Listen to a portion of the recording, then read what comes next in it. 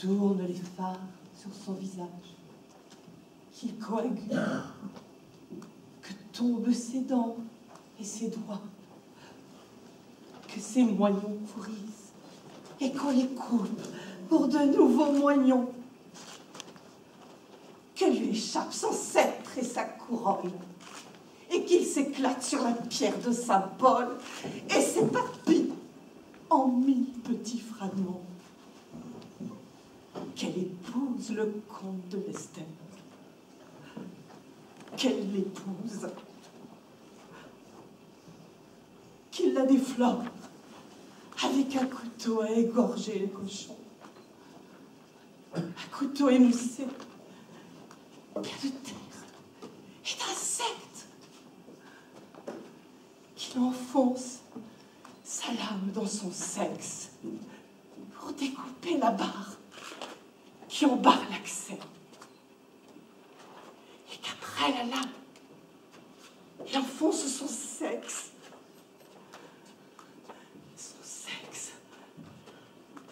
contre la plaie frottante,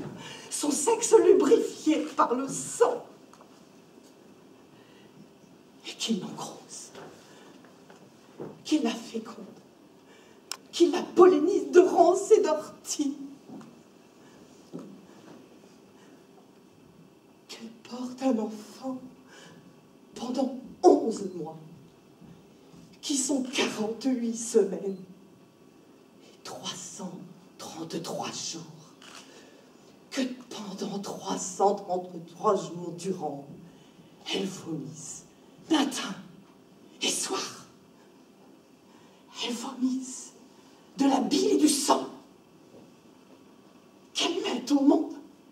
un enfant géant, qui la déchire en deux, que ces deux parties jamais ne se rejoignent et qu'elle reste vivante. Qu'elle met au monde un enfant beau comme le Christ, le dernier des Tudors. Que cet enfant est un poids fermé à la place du cœur. Un enfant qui ressemble à son père. Que cet enfant soit un ingrat, un sodomite, un catholique, l'outil de son chagrin, un roi mauvais qui la détrône, un roi vendu à l'Espagne, un roi mauvais pour l'Angleterre. Le fils de son père, le fils de Lester. Que Lester ne connaisse plus jamais d'autre ventre, qu'il marche dans la peur et le dégoût,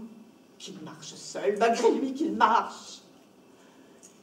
les pieds nus sur les dalles de Kenilworth, les pieds nus comme il est mort, dans les couloirs de Kenilworth, vers la prison de Kenilworth, qu'il marche, et qu'il entre dans cette cellule, qu'il entre malgré lui, qu'il prenne Amir Sarde dans ses bras et qu'il la baise sur le sol, infiniment qu'il la baise et qu'Amir Sarde se taise.